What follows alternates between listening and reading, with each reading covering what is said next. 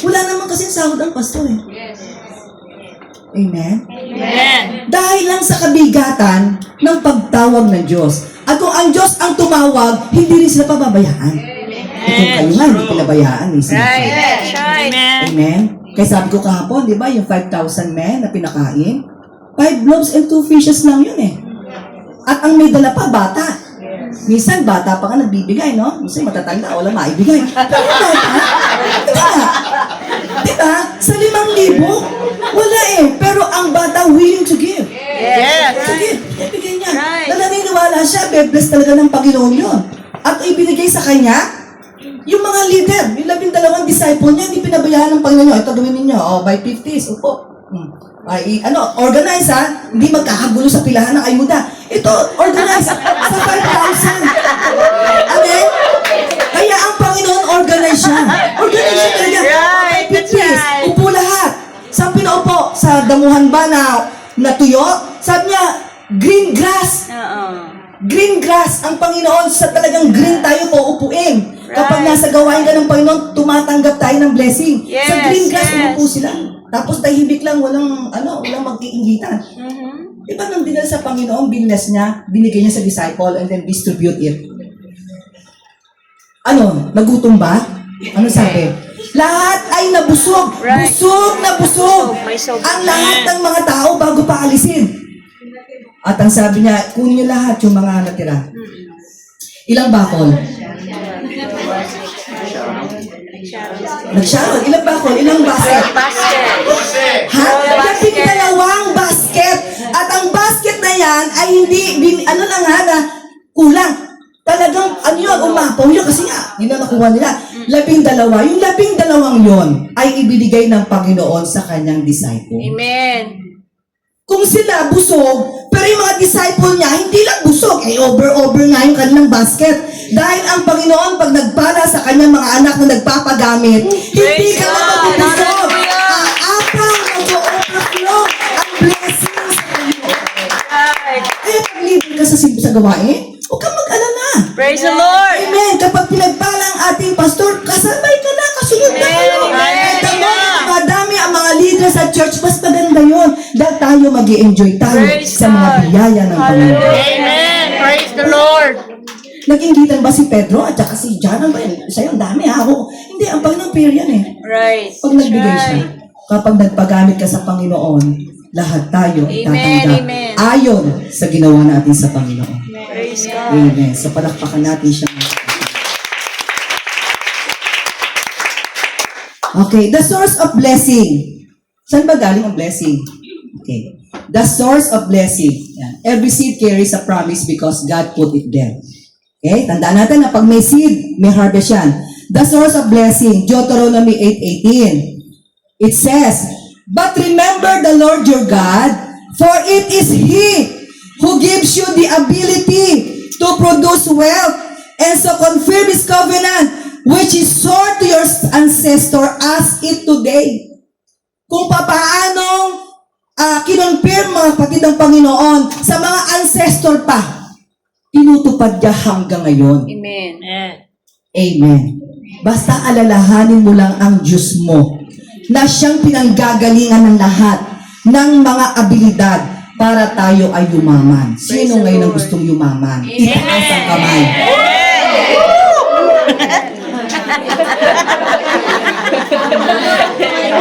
Amen. Napakaliwanag naman eh. Napakaliwanag. Remember the Lord your God. Bakit kaya sinuna yung remember? Kasi tayo madaling makalimot. Di ba? Pag tayo pinagpalam, sa kalimutan tayo magsimba. Diba, nasa Pilipinas na ba? Sa Pilipinas, ma'am. For good. Hindi, yung sabihin, di ba? Remember the Lord your God. Okay? Deuteronomy 8:18. Remember the Lord your God. Laging ipinapaalala sa atin. Yan. The source of blessing. Yan. Tandaan niyo yan, mga kapatid. Lagi natin alalahanin na ang Diyos ang nagbigay ng abilidad para tayo mag-produce ng wealth. So, ibig sabihin, hindi ibigay sa atin ang bilyon na pera na sasabihin, Lord, bigyan mo kami pera, malabo yun. Huwag kang magganon. Kasi ang binigay ng Diyos, ability. Ano yung potensyal? Kung ang yung seed, potensyal siyang maging puno, ang tao, potensyal siyang yumaman. Amen. Ang ibibigay ng Diyos ay kaalaman, Right. kamulungan, That's right. abilidad, Amen. potential. God. You are potential from the start pa lang. We are really blessed. We Praise are the Lord. potential. Hallelujah. Kaya pag sinabi nito si sister pa nga, marami niyang skills and talents. Meron ka rin. Just discover it. Right. Yeah. Amen. Meron tayong kanya-kanyang potential Amen. sa buhay natin. Ang gusto lang ng Panginoon, huwag nating kakaligtaan na ang Panginoong Diyos ang nagbigay ng abilidad. Right. Kaya kung tayo ay pagyamanin ng Panginoon, huwag mo siyang kakaligtaan. Galing nga sa Kanya yun eh. Yes. Sana diretso na lang, no? Wala na, remember your God. Sabihin na lang, for this gives you the power and the ability. Hindi eh. Alalahanin, bakit ang tao kasi forgetful? Right. Madaling makalimot. Nakakita na ba kayo ng gano'n? Nang pinagpala? So, pag pinagpala ko ni Lord, ganito. Nang pinagpala na, hindi naman nakita na simbahan. Wala din. Sa Pilipinas. For good naman. Yes, meron ganyan talaga. Forgetfulness leads to pride. Kasi pride na yun eh. Oh, tumaas tayo ng kamay, sino gusto yumaman? Talaga gusto yumaman. Pero may kanya-kanya tayong abilidad. Amen. Amen. Dito napapasok yung ano yung ibinigay sa ng Diyos na palalaguin mo. Amen. Halimbawa, sa kukapon, si ito marunong magluto. Nagluluto ng longganisa, ng ganito. Alam niya, meron ganyan ginagawa dadalhin sa kumpanya. Tapos siya magdi-distribute. Habang yung mga kasamahan niya nagtatrabaho lang siya, may bibenta. That is ability. Amen. Hindi niya sinayang yung panahon. Right. Oh, meron naman dyan magaling namang magnegosyo. Di ba? Meron magaling yung magbenta ng mga bahay. Di ba magaling na? Yan. Yung mga benta ng mga naman. Yung mga dao. Meron kanya-kanya tayong ability. Meron namang magaling manahi.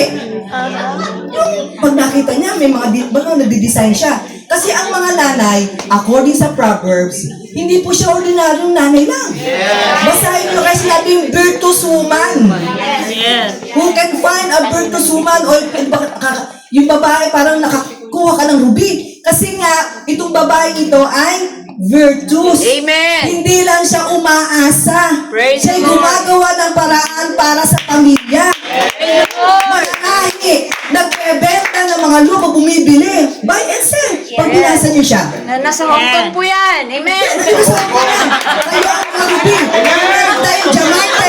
Marami mga ruby dito sa Hong Kong. Amen. Mamahaling bato. Yan ang mga nanay dito. Salamat. Bakit? So, ganun din tayo. May Praise kanya-kanyang God. potensyal. Aalamin mo lang. Yung katabi mo, huwag kang maingit sa kanya. Iba yung binigay ni Lord sa kanya. Right, Iba right. yung sa'yo. Pero ang Hallelujah. galingan niyan, isa lang. Ang Correct. source yan. Walang iba ang ating Panginoon. Kaya kung ano yung kakayanan mo, kaunti na lang aral yan eh. Right. Ako, ilagay mo sa luto, mahabang aralan to. Kasi hindi ko siya passion eh. Hindi ko siya passion. Pero pag pinag-usapan ng ibang bagay, pag passionate ka naman, sandali lang yan. Kaya mo na yan. Kasi True. yun yung abilidad na binigay ng Panginoon sa iyo. Praise God. Amen. Lord. Nung araw pa hiniring kami, wala talaga eh. Pasabay-sabay naman kanila, Pastor Richard. Kaya si Pastor, sabay-sabay kami, nagpahiniring eh. Yun nga lang, di ba, pag nag-asawa ka, matagal sahod. Wala talaga sahod ang pastor eh. Tapos wala namang member na magbibigay. Yung member ba nag-away-away pa? Wala talaga, mahirap. Away pa sila. Matatanda na sa gawain, nag-away pa. Sabi ko, bilas na tao. Ay, praise God. Hanap tayo ng iba. Concentrate ka sa kanila, hindi ka nalalago. Parang pang tao. Hindi naman wala talaga. Pero the Lord is good. Amen? Hindi tayo tumitingin yung ngayon. Hindi na natin yung sinabi ng Panginoon, mag-harvest ka. Ikaw magtanim ka lang, tutubo yan. Amen. Amen. Kaya yung panahon na yun, hirap talaga kami. Yung nga lang, hindi lang masyadong halata. Kasi huwag ka magpapahalata. Ang binan ko ay hindi pa naman talaga mananampalataya noon. Katabi namin bahay. Siyempre, mag-asawa kami, hiwalay kami. Nilagay ako ni Pastor sa maliit na ganyan, oh. Nakasya lang isang papa. Yun ang bahay namin. Tapos yung simbahan namin, wala, bukas yun. iniwan ako minsan ni pastor. Siyempre may mga baka pa doon sa lugar namin. May gumalaw, di mabasa ako. Yung kapitbahay na long hair na may dalang baka, nakagulat ako. Naku, may tao pala rito. So, ibig sabihin, hindi siya safe pag tininan mo. Pero malaking bahay ng binan ko, hindi kami doon, nagpasakop. Kasi kung tayo naglilingkod sa Diyos, mas mapupuna, maano pa eh. Bakit nga magtitiis kayo dyan, di ba? Ako naniniwala, kung sila'y pagpapalain, lalo kami pagpapalain. Kapag ikaw ay nasa gawain ng Panginoon, huwag ka mag-isip na iko'y pababayaan ng Panginoon. Right. By all means, God will bless you. Amen.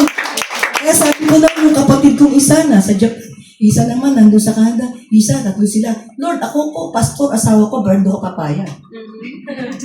Ako nasa Pilipinas na, Berndo Papaya, hindi mo kayo magpapalain. Kasi sila nga di ba? Pero kami dilingkod sa iyo, malapit kami, lalo kami pagpapalain. At talagang tinupad naman ni Lord John. Amen. Kaya sabi ng kapatid ko nung bakasyon sila, mukhang si ate payayaman sa ate. Yan naman ang bagay na hindi ko tinanggihan, yung yumaman. Praise God. Okay. Kasi marami tayong tutulungan. Tayo magpinagpala ng Panginoon, hindi lang iyo yan. I-distribute mo yan. Kailangan multiply yan para naman sa iba. Amen. O, tinanggap ko. Ano ko, bakit ko natanggin yung maman? Yun yung gusto ko. Dahil pinatutunayan ng Panginoon na ang lahat ng taong naglilingkod sa Diyos, hindi niya yung papabayaan. Amen. Praise God. Praise God. Kaya nung panahon na, sabi na tayo, wala tayong simbahan, walang ganito. Ay, paano nga? Sabi ni Pastor, ba kulang pera? Hahanapin natin ang pera. Pera nga pala, wala. Sino naghahanap ng pera? Diba? Kasi yung nga wala sa atin. Kaya hinahanap na nga natin ang pera. O, ginaganap kami ng pera. Paano namin hanap ang pera? The Lord gave us that ability. Amen. Napakaliit na abilidad. Saan tayo kaya tayo kaprasong, school? Oo nga, sige. Ano ba ngayon? April? June, open tayo. Meron kami maliit na simbahan, malaki lang konti dito. Di si Pastor talagang, masipag na pastor, at saka talagang, doon ko siya nagustuhan.